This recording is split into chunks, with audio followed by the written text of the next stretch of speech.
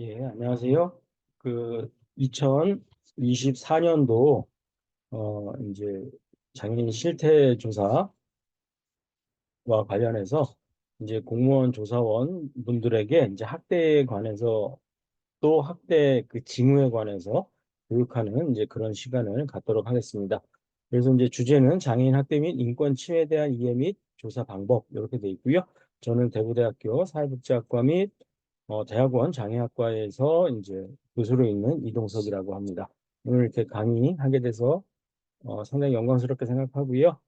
또 선생님들께 소중하고 가치 있는 시간 되시기를 바라겠습니다. 오늘 이제 강의는 이제 한 45분, 40에서 45분 정도 진행될 거고요. 목차를 보면은 이제 학대 이해, 그다음에 학대 실태, 그다음에 법적 처벌 기준, 그다음에 학대 판단 기준, 방문 조사 기술, 조사 거부제에 대한 대응 방법, 그다음에 학대 발견 시 조치 방법, 뭐 이런 것들을 이제 말씀을 드릴 텐데요. 오늘 저희 강의의 주 내용은 이게 학대 그 판단 기준과 관련된 거다. 이렇게 이해를 좀 해주시면 되겠습니다. 그래서 학대 판단 기준, 즉 어떤 징후나 이런 것들을 그래서 이제 조사하실 때, 이게 혹시 학대가 아닐까? 이런 데 의심이 되실 수가 있는 거죠. 그래서 이제 그런 의심이 나타나는 상황을 어떻게 포착할 거냐. 이제 그런 것들에 대해서 조금 더 자세하게 살펴보고 나머지 부분들은 좀 간단하게 살펴보도록 하겠습니다. 우선 이제 학대를 이해하실 필요가 있는데요. 학대는 뭐 형법과 장애인복지법에 있는데 형법에서는 그냥 자기의 보호 및 감독을 받는 사람을 학대한 자는 이렇게 돼 있습니다. 그래서 이제 주로 그 처벌 조항이다 보니까 형법은 뭐 벌금을 어떻게 한다, 뭐 징역을 어떻게 한다, 이제 이런 게 나오는 거고요. 그런 건데 이제 그런 거에 따른 대법원 판결을 보면은 학대죄의 학대라 하면 육체적으로 고통을 주거나 정신적으로 차별 대우를 하는 행위. 이러한 학대 행위는 형법의 규제 체계상 학대와 유기의 죄가 같은 장에 있는 점에 비추어 단순히 상대방의 인격에 대한 반인륜적 침해만으로는 부족하고 적어도 유기에 준할 정도에 이르러야 된다. 이렇게 이제 대법원에서 우리나라는 생각을 하고 있습니다. 그러다 보니까 그냥 단순히 한 대 때렸다가 아니라 유기라는 거는 버리는 거거든요. 때리는 수준이 버리는 수준에 달해야 그 때린 것이 학대가 된다. 뭐 요렇게 지금 이제 우리나라의 법원은 판단하고 있는데요. 그건 이제 형법에서 하는 거고요. 장애인복지법에서는 장애인에 대하여 그냥 이렇게 학대 유형만을 얘기하고 있습니다. 신체적, 정신적, 정서적, 언어적, 성적 폭력이나 가혹행위, 경제적 착취, 유기 또는 방임을 하는 거 이렇게 해서 학대의 어떤 행위를 쭉 이렇게 열거하고 있는 거죠. 즉 학대가 어느 정도가 됐을 때 학대다. 예. 즉, 뭐, 때렸는데 그 때림의 정도가 어느 정도가 됐을 때 학대다. 그런 거는 말하고 있지 않습니다. 그냥 학대의 어떤 이런 것들이 학대 행위다. 그런 것만 얘기하고 있다 보시면 되고요. 우리는 아무래도 형법보다는 장애인 복지법에 따라서 학대를 조금 더 이해하는 게 필요할 수 있을 것 같습니다. 바로 그러면은 요 정의를 이해하기 위해서는 학대 유형이라는 게 필요합니다. 이 학대 유형은 장애인 학대 유형만 이렇게 정의하는 게 아니라 아동학대, 노인학대도 다 이렇게 5가지 유형으로 얘기하고 있습니다. 신체적 학대, 성적 학대, 정서적 학대, 경제적 학대, 당임유기 이렇게 하고 있습니다. 유엔에게는 뭔가 가해자가 뭔가를 해서 학대가 되는 겁니다.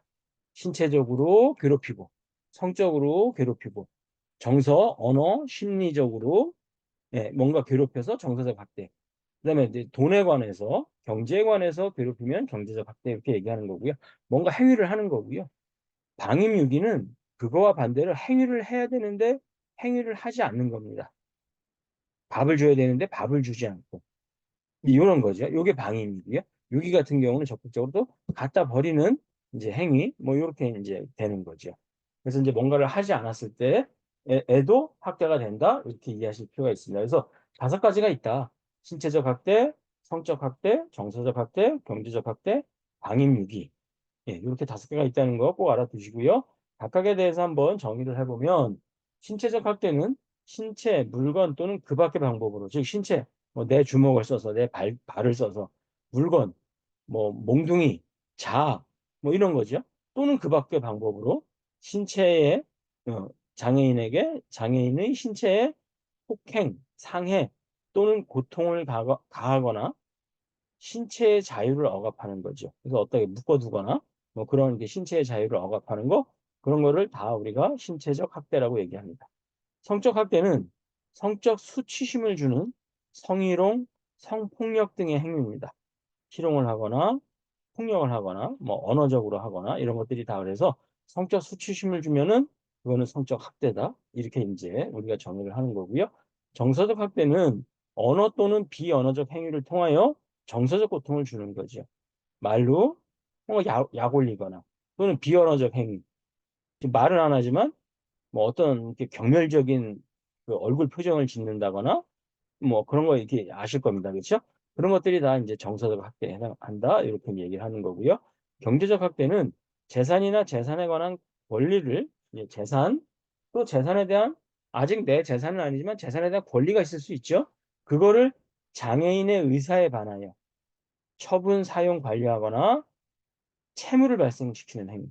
예. 또는 이제 이렇게 직접적인 행위를 하는 것도 있고 또는 관련된 의사결정을 통제하는 행위. 즉 내가 내 돈에 대해서 처분을 하려고 했는데 딴 사람이 알아서 처분하는 것뿐만이 아니라 내가 말을 하려고 했더니 넌 말하지 마. 의사결정을 통제하는 거죠. 이런 행위까지가 다 경제적 학대에 들어가고 이때 재산에는 부동산, 동산뿐만 아니라 장애인에게 지급되는 각종 복지급여와 소득 등 경제적 가치가 있는 모든 종류의 것들이 포함된다. 이렇게 보시면 됩니다. 그래서 장애인의 경우에는 장애인연금이나 장애수당이나 또 생계급여나 뭐 이런 것들이 예, 다 그 재산에 들어간다. 이렇게 보시면 되겠습니다. 방임육이라는 것은 보호 감독의 의무가 있는 사람입니다. 앞에 신체적 학대, 성적 학대, 정서적 학대, 경제적 학대는 누구든지입니다.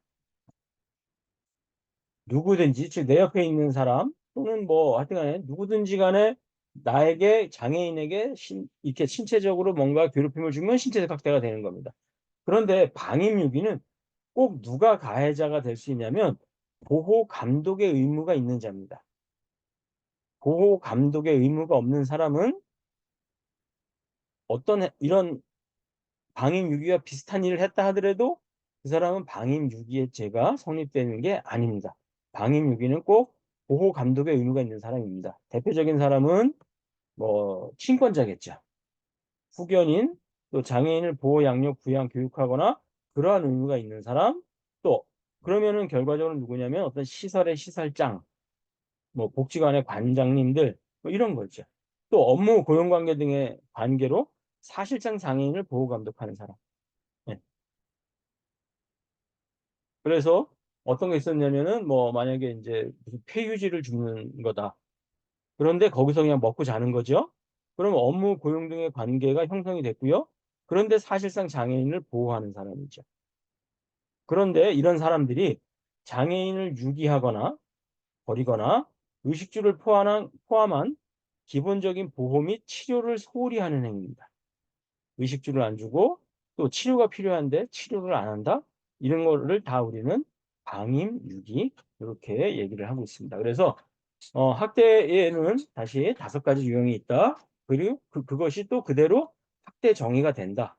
예, 장애복지법에서는 학대 행위, 즉 유형에 따른 행위에 따른 유형을 쭉 열거하고 있는 거죠. 예, 그래서 장애복지법의 학대를 이해하시려면 그 장애 유형을 이해하셔야 됩니다. 신체적 학대, 성적 학대, 정서적 학대, 경제적 학대, 방임유기. 장애인 학대의 특징은 은밀하게 일어납니다. 물론 다른 학대도 마찬가지입니다. 그리고 가까운 사람이 가해자인 경우가 많습니다. 보호자나 가족이나 지인이거나 또 사회복지 시설에 있는 사람, 예, 그런 사람들이 경우가 많다 이렇게 나오고요. 그 다음에 학대임을 인지하지 못하거나 학대임에도 가볍게 여기는 경우가 많습니다.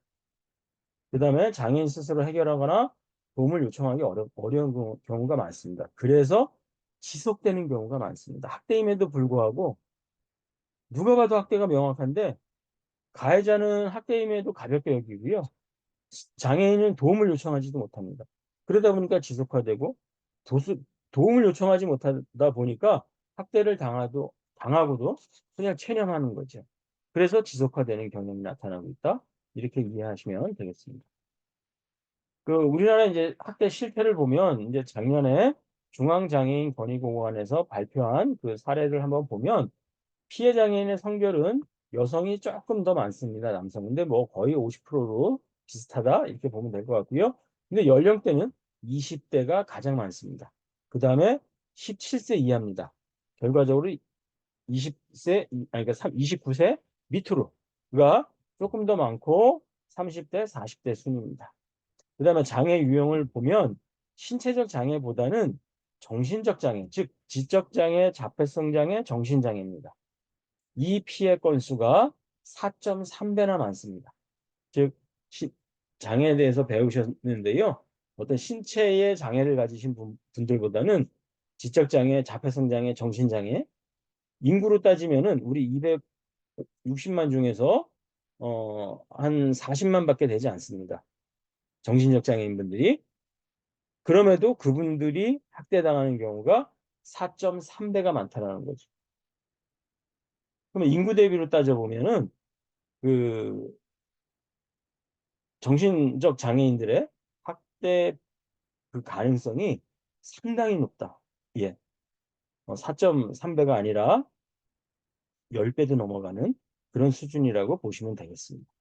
그리고 이런 지적장애, 자폐성장애, 정신장애 중에서도 보면 지적장애가 가장 많습니다. 왜 그러냐면 요 세 장애 중에서 가장 인구 수가 많은 거가 지적장애입니다. 한 23만 정도 되다 보니까 이제 지적장애가 가장 많고 그다음에 정신장애도 10만 명 정도 되고 자폐성장애는 사실은 몇 명 되지 않습니다. 예. 그럼에도 불구하고 건수로 따지면 이렇게 6.5%까지 된다 그러면은 어쨌거나 지적장애와 자폐성 장애, 우리가 소위 발달장애라고 하는 그 장애 유형이 학대에는 굉장히 취약하다 이렇게 보실 수가 있겠습니다. 왜 그러냐면 아직 우리 사회에서 저항하는 역량이 좀 작습니다. 예전에는 신체적 장애인들도 그 뭔가 저항하는 역량이 낮았겠지만 지금은 이제 각종 어떤 지원이나 이런 거에 의해서 조금 내 목소리를 낼 수 있는 힘이 생기신 거죠. 그러다 보니까 학대가 조금 적어집니다. 그러나 아직 우리 사회에서는 가장 열악하게 사시는 분들이 발달장애인 분들입니다.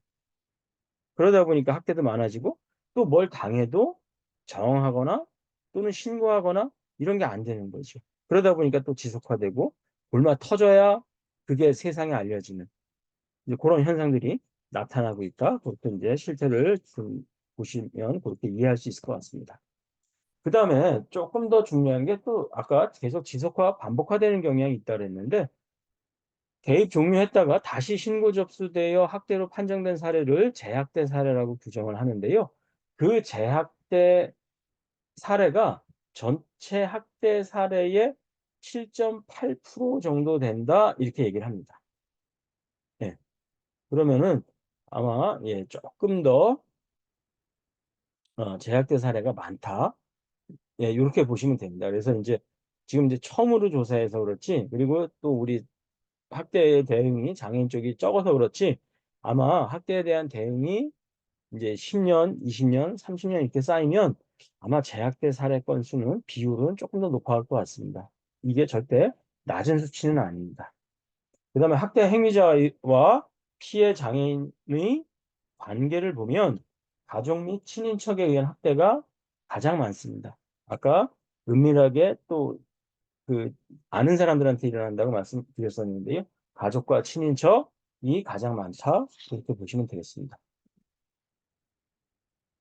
그다음에 학대 유형을 보면 신체적 학대가 가장 많고요. 그다음에 중복 학대, 그다음에 경제적 착취, 성적 학대, 정서적 학대, 방임 이런 순으로 학대가 이루어지고 있다. 그래서 이제 학대에 대한 어떤 아까 5가지 유형을 보셨지만 이렇게 중복 학대도 상당히 많이 일어납니다. 즉 두세 가지가 동시에 일어나는 거죠.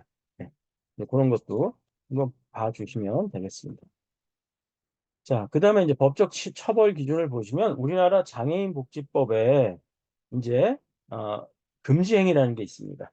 그 장애인복지법에 금지행위가 있고 그거에 따라서 벌칙이 있습니다. 만약에 장애인의 신체에 폭행을 가했다 그러면 5년 이하의 징역 또는 5천만 원 이하의 벌금에 처한다 이렇게 되어 있습니다. 상해를 입히면 7년 이하의 징역, 7천만 원 이하의 벌금. 또 공중의 오락, 흥행을 목적으로 장애인에게 고개를 시키는 거, 뭐 1년 이하의 징역, 1천만 원 이하의 벌금. 성적 학대를 하면 10년 이하의 징역, 1억 원 이하의 벌금. 정서적 학대 5년 이하의 징역, 5천만 원 이하의 벌금.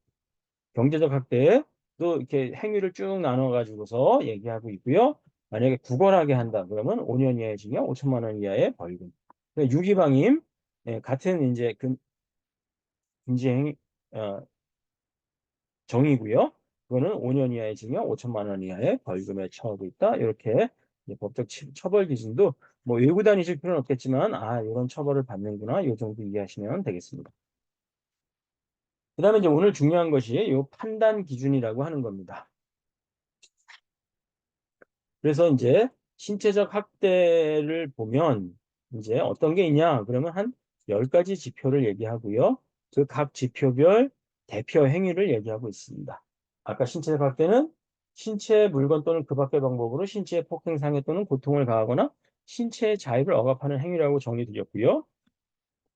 거기에 구체적으로 어떤 것들이 있냐는 거죠. 그랬을 때 신체를 사용하여 폭행하는 거.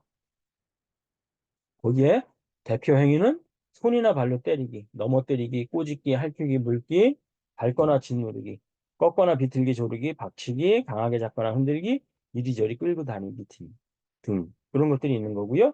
그다음에 물건을 사용하여 폭행하는 게 있습니다. 물건으로 때리기, 물건을 던져 맞추기, 흉기나 뾰족한 물건으로 찌르기, 베기, 뜨겁거나 차가운 물건으로 고통을 주는 것, 또 의사에 반하여 삭발을 시키는 행위 그런 것들이 다 예, 물건을 사용하여 폭행하는 행위, 신체적 학대의 또 하나의 유형으로서 존재하고 있습니다.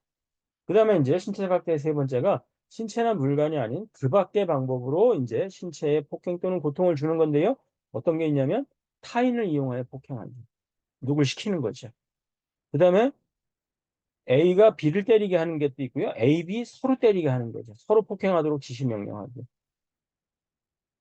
뭐 사례로 보면 거주시설이나 이런 데서 좀 많이 일어났던 경향이 있었습니다. 그 다음에 자해를 하도록 지시 명령하기.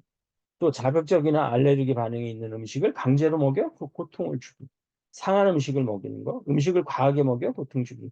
먹을 것이나 마실 것을 주지 않거나 또는 지나치게 적게 주는 거. 잠을 재우지 않는 거. 춥거나 더운 곳에 오래 머물게 하기. 무릎 꿇리기, 손들기, 엎드려 뻗쳐 등 기합 주기. 그 다음에 휴식이나 수면을 방해하고 힘든 일을 시켜 고통을 주는 거, 고함을 치거나 큰 소리를 내어 고통을 주는 거. 이런 것들이 다 그 밖의 방법으로 신체적 고통을 주는 겁니다. 그 다음에 약물을 부적절하게 사용하여 신체를 통제하거나 건강을 저해하는 행위가 있습니다. 화학물질 등으로 신체에 상해를 입히는 것, 부적절한 약물을 고의적으로 투여하는 것, 신체나 행동의 통제를 위해 진단이나 처방 없이 약물을 투여하는 것, 신체나 행동의 통제를 위한다는 게 우리가 이제 발달장애인의 도전 행동 같은 겁니다. 도전 행동을 통제하기 위해서 약물을 지나치게 쓰는 것. 즉, 의사의 어떤 처방, 진단, 그 이외의 방법을 통해서 하는 것. 또는 사실은 의사가 하더라도 뭔가 진단 행위가 부정확하게 이루어지게 조장하는 행위도 있는 거죠. 그런 것들은 다 약물을 부적절하게 사용하여 신체를 통제하거나 건강을 저해하는 행위라고 보실 수 있습니다. 그 다음에 강요 또는 속임수로 시술이나 수술을 받게 하는 거죠. 의사에 반해 불임수술, 임신중전수술, 성형수술, 인공와우수술 등 수술을 받게 하는 겁니다. 또 의사에 반해 문신시술 등 시술을 받게 하는 겁니다. 예전에 음, 목사가 아닌데 사실은 자기가 목사라고 칭해고 다녔던 사람이 있었습니다. 강원도 쪽에. 그리고 이제 약간 이렇게 임의로 장애인 한 10명을 이렇게 보호하고 있었는데요. 네. 팔에다가 다 문신을 새겼습니다. 네. 그 이름도 써놓고 뭐 그 이용자들, 그 장애인들의 의사하고는 전혀 상관없이 그냥 예, 그 가해자가 이제 한 거죠. 예, 그렇게 하는 것들을 다 신체적 학대에 들어가는 겁니다. 그다음에 신체를 억압하는 거, 침대 등에 묶어 움직이지 못하게 하는 거, 손목, 발목을 묶거나 수갑을 채우는 거, 목줄을 채우는 거, 강요 또는 그 밖의 방법으로 움직이거나 이동하지 못하게 하는 거. 또 제한된 공간에 가두거나 출입을 통제하는 거죠. 문을 잠가 가두는 거, 강요, 협박을 통해 방이나 집, 건물 밖으로 나오지 못하게 하는 거죠. 맹견을 이용하거나 그 밖의 방법으로 집, 건물 밖으로 나오지 못하게 하는 거. 또 울타리 내 또는 외딴 섬 등 일정한 공간을 벗어나지 못하게 하는 것. 불법적인 강제 입원, 의사에 관한 시설 입소, 집이나 거주지에 들어오지 못하게 하는 것. 이런 것들이 다 예, 제한된 공간에 가두거나 출입을 통제함으로 인해서 신체적 학대를 하는 거다. 그렇게 보시면 되겠습니다. 그 다음에 이제 여덟 번째가 보조기기를 또는 보장구라고 하는 거죠. 우리가 그 보조기기를 임의로 작동, 훼손하거나 사용하지 못하게 하는 겁니다. 보조기기를 임의로 작동하여 고통을 주는 것, 훼손하여 고통 주는 것, 신체에 부착된 의지를 훼손하는 것, 보조기기를 빼앗거나 숨겨서 신체적인 고통을 주는 것, 보조기기를 사용하지 못하도록 강요하여 신체적인 고통을 주는 것, 이런 것들이 다 해당된다 보시면 되겠습니다. 그 다음에 아홉 번째가 생존 유지에 필요한 조건을 단절함으로써 신체의 손상이나 고통을 유발하는 겁니다. 생존 유지에 꼭 필요한 게 있습니다. 가스가 필요할 수 있습니다. 가스, 난방, 전기, 수도 이런 걸 못 쓰게 하는 겁니다. 식사, 음료를 제공하지 않거나 제공하는 곳으로부터 단절하는 겁니다. 옷을 못 입게 하는 거죠. 추위에 뭐 옷을 못 입게 하고서는 그냥 버텨라. 또는 밖에 나가 있어라. 이런 것들이 다 신체적 학대에 들어가는 거고요. 강요 또는 속임수로 노동을 시키는 게 들어갑니다. 강요 또는 돈을 주겠다고 속여 무리한 청소, 세탁, 집안일 등을 하게 하는 것. 강요 또는 돈을 주겠다고 속여 농장, 축사, 어선, 염전 등지에서 노동력을 착취하는 것. 구걸을 하게 하는 것. 위험하거나 해로운 일을 강요하는 거. 해야 할 의무가 없는 일을 강요하는 거. 해야 할 의무가 아닌 건데도 막 시키는 거죠. 적절한 휴식 없이 과중한 일을 강요하는 것. 이런 것들이 다 강요 또는 속임수로 노동을 시키는 행위고 신체적 학대로 지금 범죄화시키고 있습니다. 그러면 이런 이제 신체적 학대가 일어났을 때 우리가 그거를 가서 볼 수는 없잖아요. 그게 딱 보여지면은 학대다 하면 되는데 조사를 나가시더라도 그게 눈에 바로 보이진 않지요. 그러면 어떤 예측 징후라는 거를 우리가 볼 수밖에 없습니다. 그랬을 때 이제 신체적 또는 행동적 징후를 보고서 혹시 학대가 아닐까 의심할 수밖에 없습니다. 징후가 일어났다고 해가지고서 모두 다 학대가 일어났다 그렇게 보는 건 아닙니다. 징후가 없어도 학대가 일어날 수 있고요. 징후가 있어도 학대가 아닐 수가 있습니다. 하지만 징후가 있었다 그러면 학대의 가능성이 있으니 일단 조사를 하는 경우 뭔가 학대 조사를 더 하셔야 되는 거죠. 근데 학대 조사는 뒤에 가서 다시 말씀드리겠지만 장애인 권익공호기관의 업무입니다. 그러면 선생님들이 하셔도 되지만 중앙장애인 권익공호기관 또는 서울장애인 권익공호기관에다가 신고만 해주시면 되는 거죠. 내가 갔더니 이런 징후가 있고 상당히 학대가 의심이 됩니다. 이거 한번 조사 좀 해주세요. 그 정도만 해주시면 될 것 같습니다. 그렇다고 꼭 학대는 아닙니다. 그래서 선생님들이 이거 학대여야만 내가 신고해야 되는 거 아닌가? 그러실 필요 없다는 거죠. 학대 징후가 보이면 학대일 가능성이 그래서 학대일 가능성이 있다고만 생각이 들면 그때는 신고하셔도 됩니다. 자, 그래서 신체적 학대의 신체적 징후를 보면 신체의 상처, 멍, 묶인 자국, 물린 자국, 흉터, 골절, 탈골, 출혈, 화상 등의 상흔이 있죠. 그래서 왜 그래요? 그랬더니 이유를 설명하지 못하는 거죠. 본인도 못하고 보호자도 그냥 뭐 그래 그냥 그래요 넘어졌어요. 뭐 살다 보면 그럴 수 있죠. 뭐 이런 식으로 뭔가 얼버무리게 한다 그러면은 조금 의심이 되는 거죠. 그다음에 이제 발생과 회복에 시간차가 있는 상처입니다. 언제 그러셨어요? 그랬더니 이제 핑계를 대는 거죠. 6개월 전에 그랬어요. 근데 아무리 봐도 6개월 전에 일어난 일이 아닌 거죠. 일주일 안에 일어난 일이죠. 그러면 이런 식으로 시간차가 있다 그러면은 그것도 한번 이제 학대로 의심이 해볼 수 있다는 겁니다. 사용된 도구의 모양이 그대로 나타나는 상처. 아까 물건을 사용하는 경우가 있다 그랬습니다. 예전에 어떤 시설에서 가서 실태 조사를 했는데 여기 손등에 자 자국이 있는 거예요. 우리 30cm 자. 그걸로 딱딱 때려가지고서 그냥 뭔가 일자로 쫙 가는 그 빨간 자국이 있는 거예요. 흉터 자국이, 멍 자국이지, 한마디로.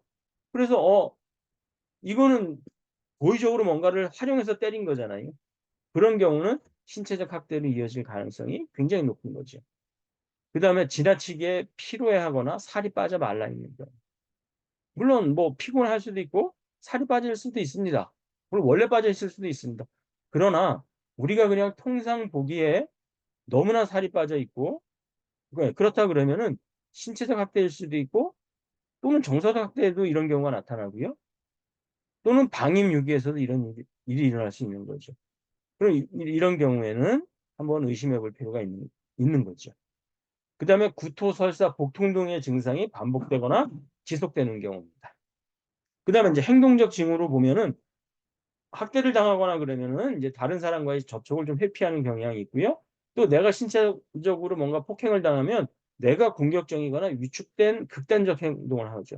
공격으로 변하거나 너무나 누가 사람이 오면 자꾸 숨으려고 한다거나 뭐 그런 극단적인 행동을 하면 행동적 징후가 있고 신체적 학대를 의심해 볼 수 있는 겁니다. 집에 가는 것을 두려워하고 예, 이거는 집에서 학대가 일어나는 거죠. 어디를 가려고 그랬더니 자꾸 뭐 안 가려고 하는 거죠. 그러면 그쪽에서 뭔가 문제가 있었다 이렇게 보는 거죠. 또 부모나 가족 등을 두려워하는 경우. 또 일상적으로 하던 행동에 변화가 생기거나 평소 좋아하던 일을 하지 않는 경우. 평소와 달리 다른 사람에게 지나치게 순종하는 경우. 바깥 출입이 거의 없거나 집 주변을 배회하는 경우. 위험을 지속적으로 경계하는 경우. 뭐 이런 어떤 행동적 징후가 나타나면 이런 징후가 있다고 해서 다 신체적 학대라고 우리가 말할 수는 없지만 신체적 학대를 한번 의심해 볼 수 있다. 이렇게 할 수 있는 거죠. 그래서 이게 좀 더 너무나 명확하다. 그러면은 그때는 신고를 해 주시기를 부탁을 드리겠습니다. 그다음에 두 번째가 성적 학대입니다. 성적 학대는 성적 수치심을 주는 성희롱, 성폭력 등의 행위입니다. 여기에 구체적인 지표를 하나 보시면 첫 번째가 협박이나 힘을 사용하여 성행위 또는 유사 성행위를 하거나 추행을 하는 거죠. 대표 행위는 강제로 성관계를 갖는 거, 성관계를 갖도록 강요하는 거, 손립 등을 사용한 유사 성행위를 강요하거나 강제로 갖는 거, 학문 성교를 강요하거나 강제로 갖는 거, 강제로 입맞춤, 포옹, 애무 등을 하거나 강요하는 거. 또 강제로 신체의 일부를 만지거나 자신의 신체를 만지도록 강요하는 것, 강제로 자유행위를 하게 하는 것, 제3자와 앞에 행위들을 하도록 강요하는 것, 자기가 안 하고 제3자와 둘이 하게끔 만드는 거죠. 그런 것들도 다 성적 학대라는 거죠.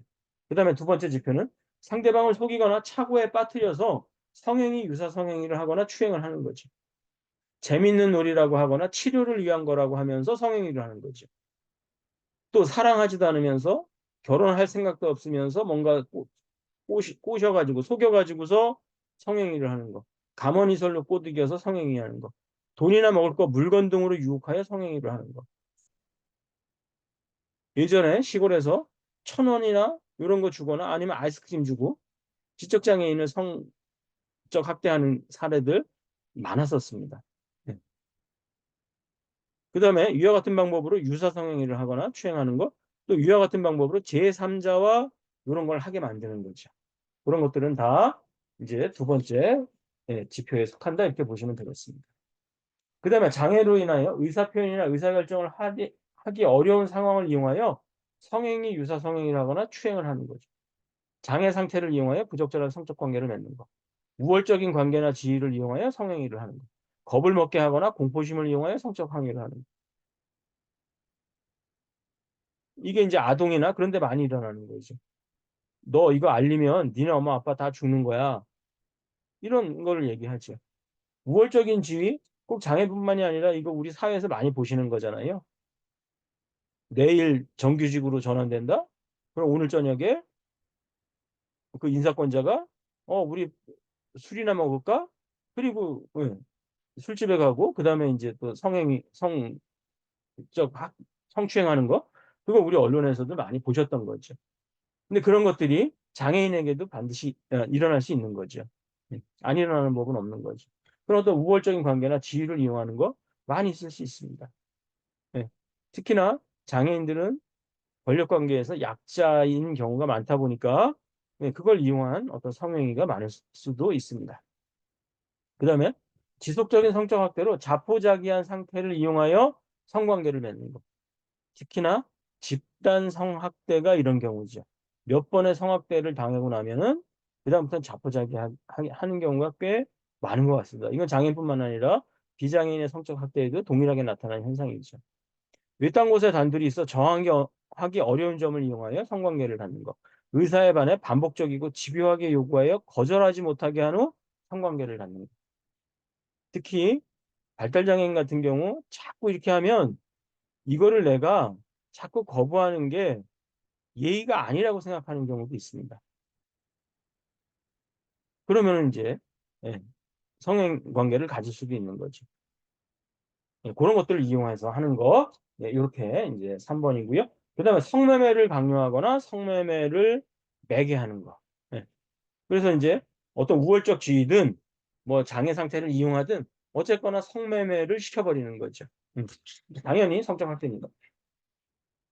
알몸이나 성적 수치심을 일으키는 신체 일부를 본인의 의사에 관계없이 촬영하거나 노출 또는 공개하는 행위죠. 다른 사람 앞에서 옷을 벗겨 알몸이 되게 하는 것. 성기 등 성적 부위를 노출시키는 것. 대중이나 이성 앞에서 목욕을 하게 하는 것. 많이 보셨죠? 신문에서. 국회의원들이 선거철만 되면은 아주 따뜻한 마음을 보여주기 위해서 목욕 봉사라는 걸 합니다.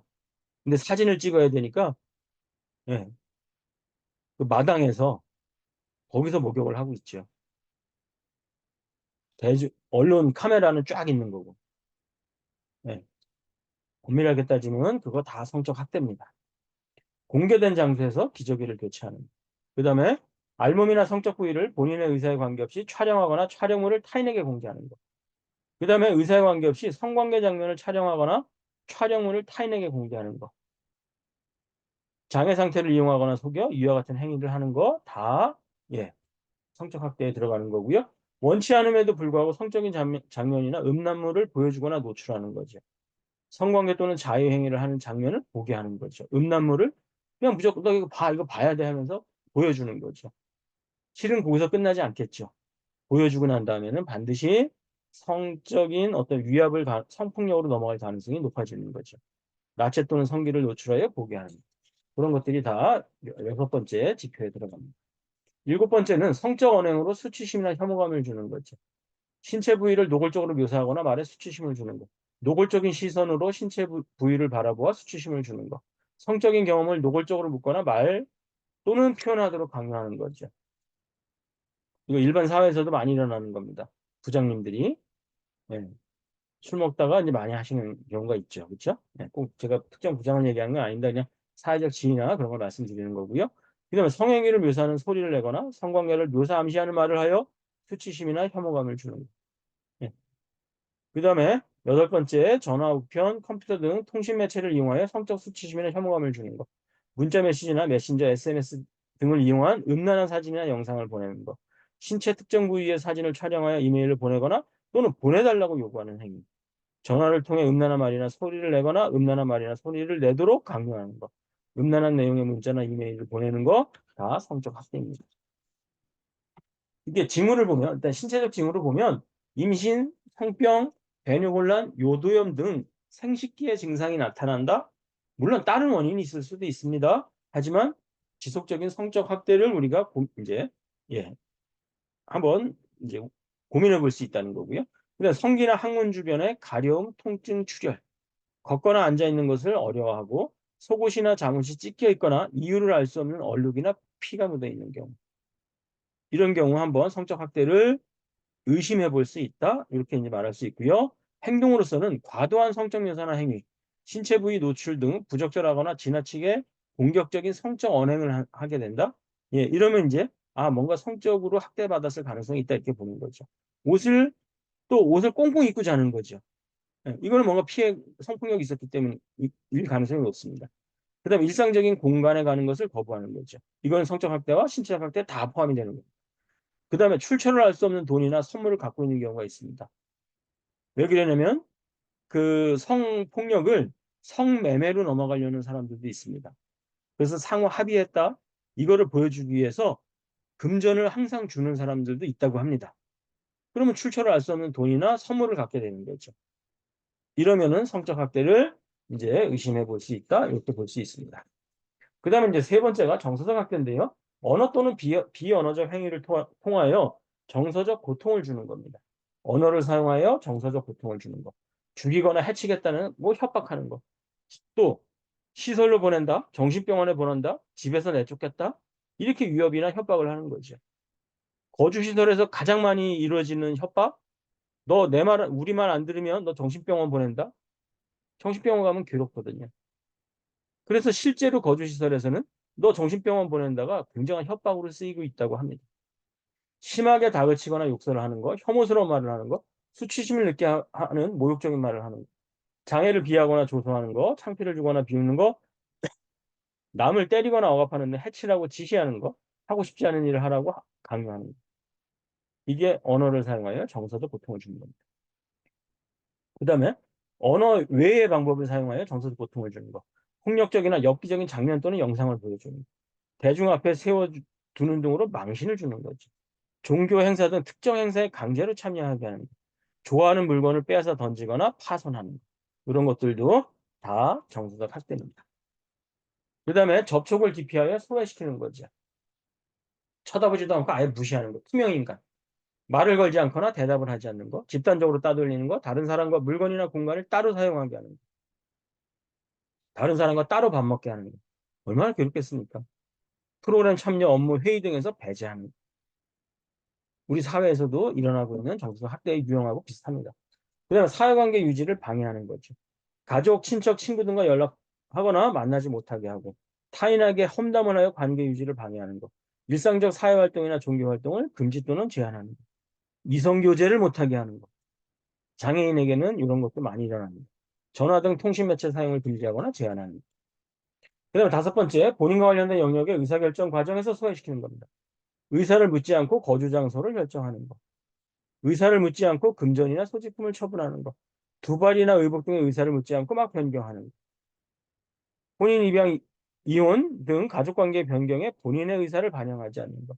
네, 의사결정을 무시하는 거 다 정서적 학대에 포함된다. 이렇게 보시면 되겠습니다. 신체적 징후를 보면 자해 또는 자기 학대로 인한 상처가 있을 수 있습니다. 내가 괴로우면 남을 때리지 못하고 나를 이제 해야 하는 거죠. 그다음에 그러다 보니 급격한 체중 저하, 뭐 체중 증가 이런 게 있고요. 우울증 등 이제 정신 질환이 발생할 수도 있습니다. 행동적 징후를 보면 다른 사람을 두려워하고 말하기를 꺼려하거나 주저하고 악몽을 꾸거나 잠을 잘 못 자거나 지나치게 위축되거나 소극적이고 갑자기 폭언이나 욕설 공격성을 보이고 특정 물건을 계속 빨고 있거나 물어뜯고 과도하게 관심을 유발하게 하는 행동을 하거나 우울증이 오거나 자해, 자기학대적 행동을 하거나 과다수면 식욕의 변화 뭐 이런 어떤 행동의 징후가 있으면 뭔가 괴로운 거죠, 사실은. 여기 있는 것들이 사실은 다 우리가 다 괴로울 때 나타나는 행위입니다. 그런데 그 괴로움이 굉장히 괴로운 거죠. 정서적 학대나 신체적 학대를 당하고 있을 때 또는 다른 학대를 다 당하고 있을 때 나타날 수 있는 예, 그래서 어떤 학대의 어떤 징후가 딱 이렇게 하나만 있는 게 아니라 대부분의 지금 행동적 징후가 여러 학대에 비슷하게 나타나고 있는 거 이제 아마 아실 수 있을 것 같습니다. 경제적 학대라고 하는 거는 재산이나 재산에 관한 권리를 장애인의 의사에 반하여 처분 사용 관리하거나 채무를 발생시키는 행위 또는 관련된 의사결정을 통제하는 행위를 우리가 이제 경제적 학대라 얘기한다 그랬고요. 지표 보시면 재산이나 재산에 관한 권리를 장애인의 의사에 반하여 처분하는 행위.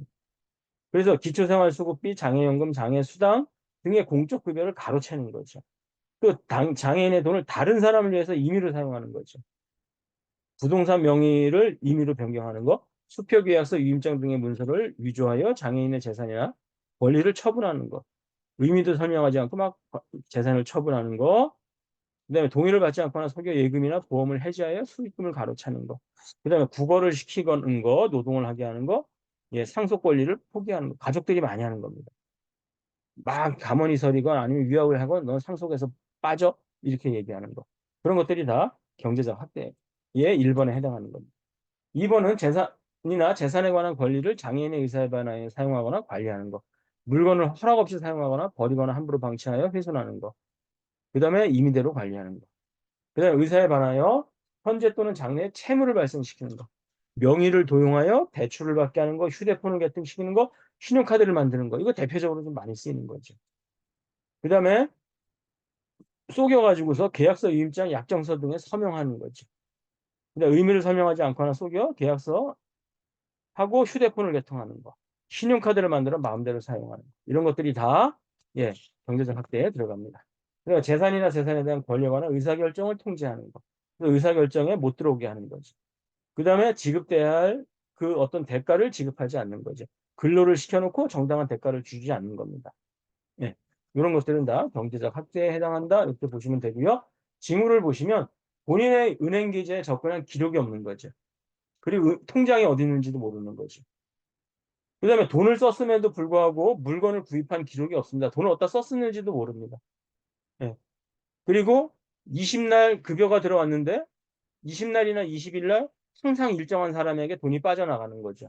법적 권한이 없는 사람에게 소득이 정기적으로 전달된다.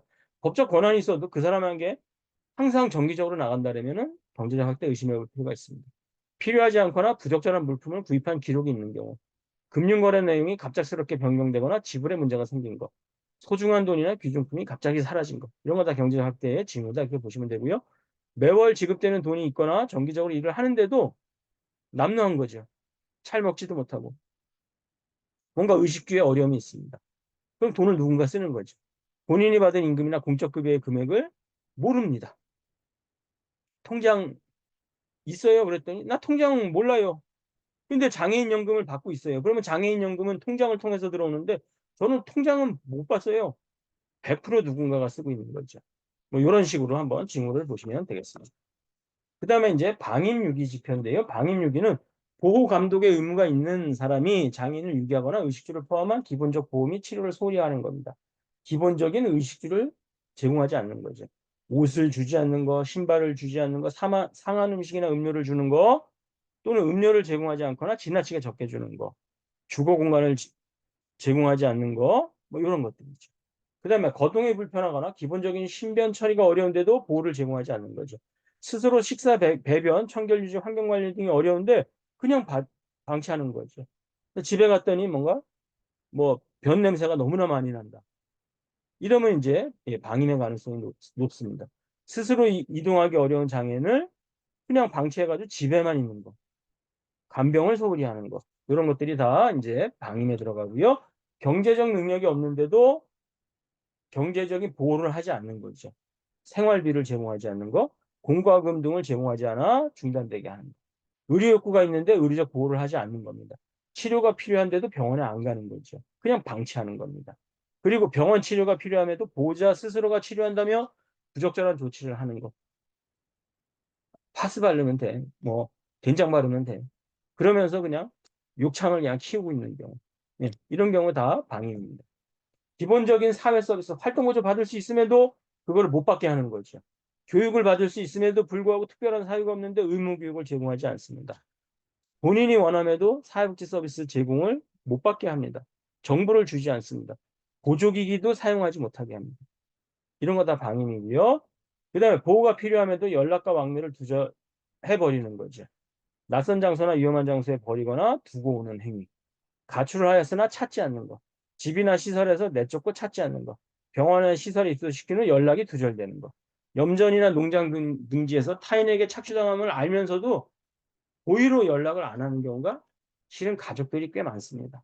부적절한 주거나 환경에서 생활함을 알면서도 아무런 조치를 취하지 않는 것. 아, 유기죠.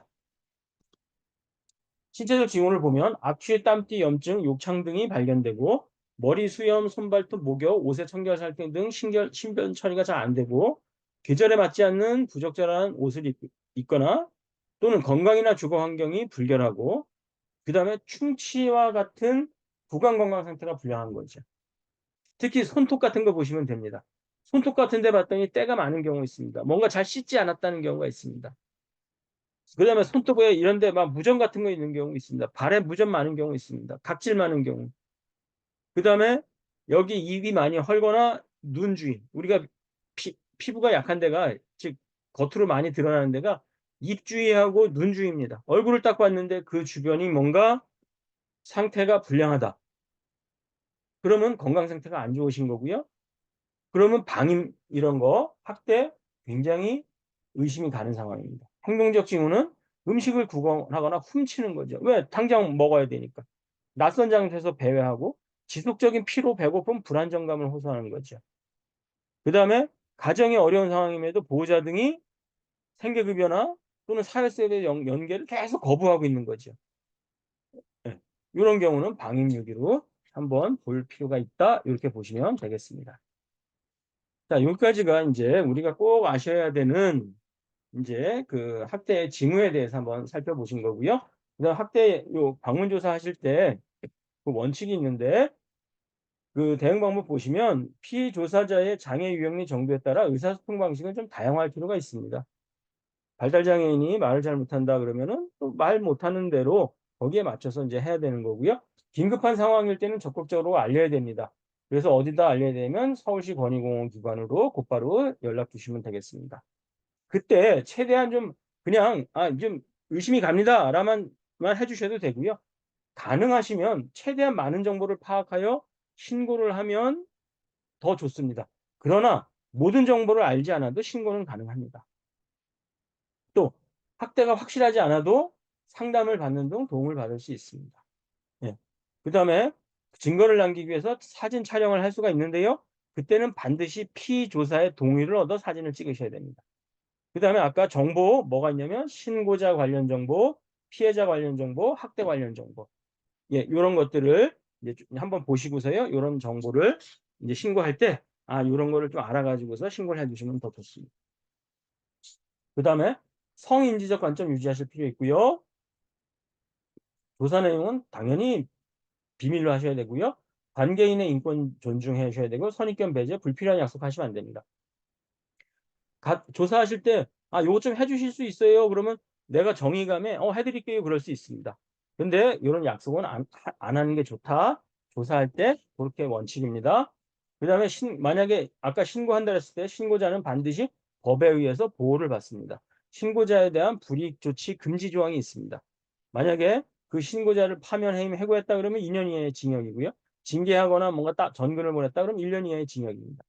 그다음에 특정범죄 신고자의 보호법이 있어 가지고서 예 요런 것들을 인제 신변 보호를 요청하실 수가 있습니다.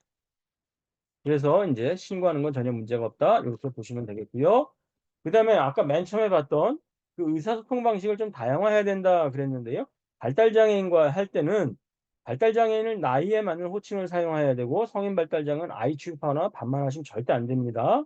그다음에 장애 정도를 물어볼 때 "지적 장애인이세요? 지체 장애인이세요?" 이거보다는 장애 유형을 꼭 필요해야 된다면 그냥 "복지 카드 있으세요?" 요렇게 요청하는 게 맞다라는 겁니다. 또 의사소통에 어려움이 있다고 판단되면 말은 좀 가능한 짧은 문장으로 하고 중복된 질문이 한 문장에 즉 이렇게 여러 가지 질문을 한 번에 물어보지 않는 거죠. 하나씩 물어보는 거. 그리고 추상적인 단어보다는 구체적인 단어, 구체적인 단어는 눈에 보이는 단어입니다. 즉 시각화된 단어입니다. 과일이라는 단어보다는 사과라는 단어는 눈에 보이죠. 예, 사과라는 단어를 써야 된다는 겁니다. 공문이 아닌 단문으로 질문 아니고 예, 아니요로 대답할 수 있도록 질문을 좀 쉽게 만드는 거 이런 것들이 필요할 수가 있습니다. 그다음에 특정 사건 뭐 이런 시간을 기억하기 어려울 수 있습니다. 그러면 당시의 분위기, 주변적 상황, 주변 인물 등을 환기하도록 하여 인제 예. 진술의 신빙성을 높이는 게 좋고요. 계속 하나의 대답만 대답하는 경우가 있습니다. 그러면 좀 바꿔가면서 해 보는 게 좋고요. 만약에 시간이나 계절을 봄, 여름, 가을, 겨울도 되게 어렵습니다. 그러면은 "그때 날씨가 어땠나요?" 이런 상황을 물어보는 거죠. 오후 3 시라는 단어보다는 "밖이 어두웠다. 밖이 밝았다." 해질녘. 지금의 해질녘은 오후 7 시에서 8 시죠. 그렇게 이해하면 되는 겁니다. 그다음에 일상적으로 사용하는 의문부사의 이해도가 부족하다. 그럴 경우에는 예 그렇게 굳이 쓰지 않으면 됩니다. 그러나 사용하지 말아야 됩니다. 그다음에 때문에, 한다면, 전에, 후에 이와 같은 표현도 하지 말고요. 이해하지 못한다면 쪼끔 더 간결한 문장으로 해 주시기를 부탁을 드리겠습니다. 그다음에 실태 조사를 하다 보면 3,000% 빠지는 경우가 있습니다. 그때 대응 방안 일단 잘 듣고 거기서 같이 인제 3,000% 빠지면 안 되는 거죠? 예. 그러면 그러지 말고 다시 주제로 돌아오도록 노력하셔야 됩니다. 침묵으로 일관하거나 진술을 하지 않는다? 그러면은 쪼끔 더 기다려 주고 존중해 주고 그런 거. 사용하는 언어나 표현 방식이 정확하지 않아 도무지 내용을 파악하기 어렵다. 그러면 아까 말씀드린 대로 재차 묻는 거, 간결하게 물어보는 거. 요런 것들을 활용해 주시고요. 일관성이 없이 막 왔다 갔다 하는 것 같다. 그렇다 할지라도 너무 불신하지 말고 다시 좀 간결하게 물어보는 거 요런 것들을 해 보시기를 좀 부탁을 드리고요. 한번 요런 것들은 예 여기 강의 자료에 있으니까 강의 자료 또 매뉴얼 그런 것들을 좀 읽어 보시기를 부탁을 드리겠습니다. 예. 조사 거부자에 대해서는 강제로 조사하려 하지 말고 조사 기관에 그냥 보고하는 게 좋으시고요.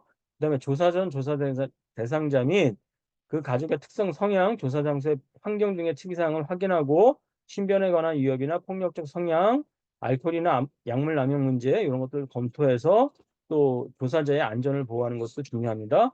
그리고 조사 위치를 사전에 숙지하고 위급 상황 발생 시 이용할 수 있는 교통수단, 또 가까운 경찰서, 관공서 이런 것들을 잘 파악을 해 주셔서 예 조사자의 안전도 잘 지켜 주시기를 부탁을 드리겠습니다. 그다음에 학대 정황이 아까 발견된다. 아이고 발견인데 발견 시 조치는 서울시 장애인 권익공호 기관에 신고해 주시면 되겠습니다. 전화번호 있으니까 그거 보시고서 꼭 서울시 장애인 권익공호 기관에 인제 신고해 주시고요. 신고할 때 정보라든가 그런 거는 앞에서 다 말씀을 드렸습니다. 자 여기까지 해서 인제 강의 좀 마치도록 하겠습니다.